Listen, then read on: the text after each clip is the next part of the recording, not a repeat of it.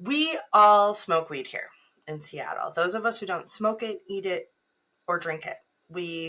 You will always smell weed in our city. That was true before it was legal, and now that it's legal, we're just snobbier about the kind of weed we accept. So we do other drugs in the open. Nobody here really cares. I mean, that's not exactly true. Like a lot of us don't want to inhale fentanyl exhaust. Um, but I find that if somebody's smoking fentanyl too close to me, I can usually just move a few feet away on the sidewalk, and I, it's fine. So, um, cops don't bother with weed arrests unless you punch them while you're smoking weed, so don't do that. But you can get stoned anytime, anyplace.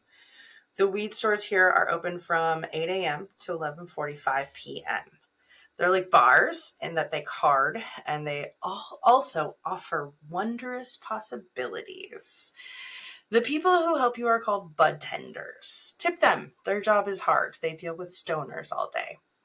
If you buy too much weed, you can always just give it to a homeless person when you're on your way out of the city. You have to be 21 in order to go into a bar or a weed store. Every single bar, every single weed store. You can't have a picture of your ID. Passports are okay, but nothing expired, because those establishments can lose their license if the people inside of them don't all have their IDs on them. That's our Washington law. I was going to say California law.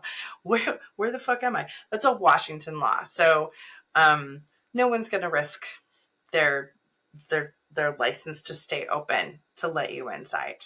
You're never going to talk somebody into it.